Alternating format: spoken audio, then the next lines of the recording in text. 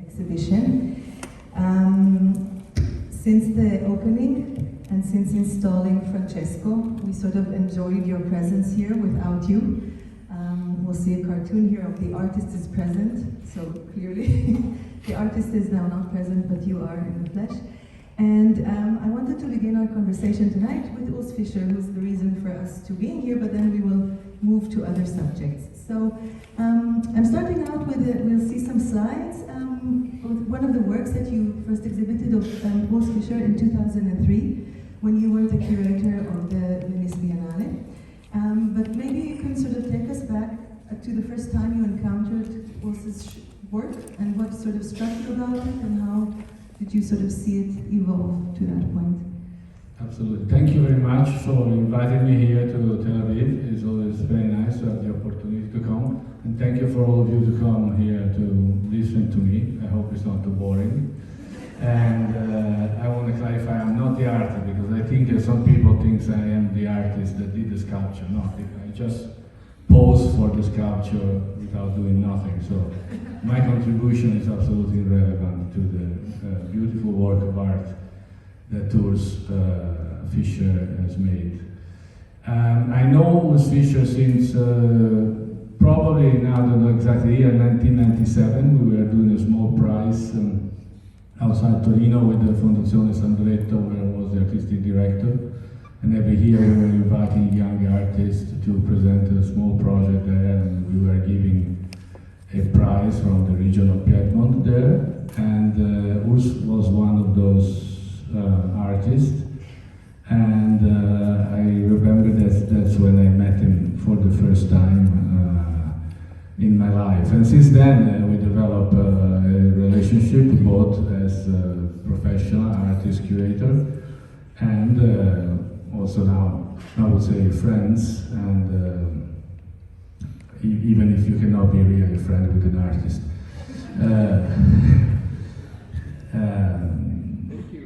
The artist is always your friend, but when they want to. But when you want to be a friend, they are not your friend. But with Urs, so we did several projects. We did in 2003. I invited him to the Venice Biennale. It was one of the work scattered around the Giardini. I think that the one that one. And then. Most recently, in 2017, we brought big clay. Yes, so maybe we can switch to the next one, which was the advent of showing, of creating Francesco, and this was the... This was the show that we did in Florence, in the square of Piazza Signoria, and we present these two sculptures, and one is from an antique dealer, and that was the organizing of the...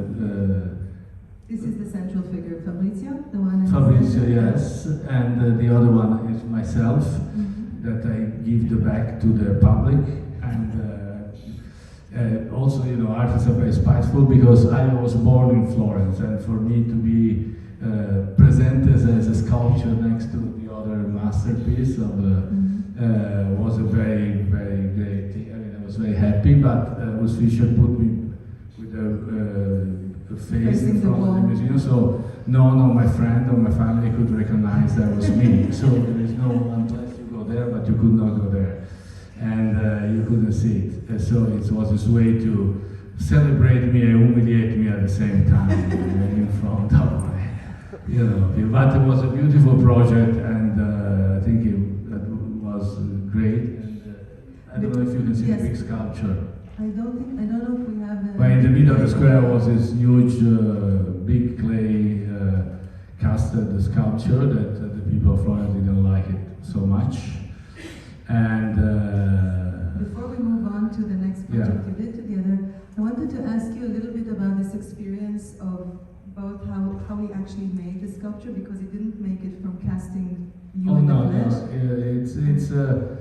He ran to this very, in my opinion, very complicated caravan with I think hundreds of cameras that take a picture of you And then he does a scan from this picture, and he does a little model, and then out of this model he enlarge it, and they enlarge it at maybe 15 or 20% more than the regular size. And then he does the wax figure, and that he does it. What is interesting, now I'm not joking, of my sculpture, while for example the one on the right, it's the guy, you recognize him very well. In my case, and in other cases, when the sculpture is, let's say, successful, is that really the subject is irrelevant. Like in all the portrait in the entire history of art, I mean, you don't care who is the king or the person represented. When the portrait is really successful as a work of art, you completely forgot about the subject. And I think that even when I look at myself, I don't really recognize myself. And I guarantee you that I don't look at the phone so much as he represented. But here there is a way to present as a common man. You know, he transformed the pedestal in a fridge with fruit inside. So it was this way to interpret it. You know, when you go around, particularly in Italy, you go around squares and you find this sculpture of people that absolutely have been irrelevant in the history of humanity. But they are in the middle of the square, at the corner, or something like that, and you don't know who the hell they are. You know, and but sometimes they're very beautiful sculpture because the artist was a good artist. So it doesn't matter really who you are, but it doesn't matter what the way the artist has been able to represent a human side in the work. And in this case, it represents clearly a state of mind of a contemporary individual, you know, watching his phone and did you feel that in some ways, I mean, were you surprised by the results? Something about it that sort of you felt, I don't know, extracted something out of you that you sort of weren't expecting? Well, it definitely took off something. It's in Urs Fischer is also quite, you met him, so you know very well. It's a very fine psychologist. He understands the human nature of the other people. Mm-hmm. So he definitely, I'm sure he did many other positions and images of me, but of each person, when he's successful, he gets some kind, the posture of the position, the attitude, you know, I'm a little slouching like that all the time. So you get something that is also an inner part of the individual, and they put it there. There is a beautiful one, it's of Julia Schnabel, sitting on a crate, that I think it's, again, it's almost like the Rodin Balzac for the gravity of the figure, and his own self-portrait. It's a very successful one of this sculpture, or another one he did of his friend and my friend, Rudolf Stingel, sitting on a chair, standing, that always quite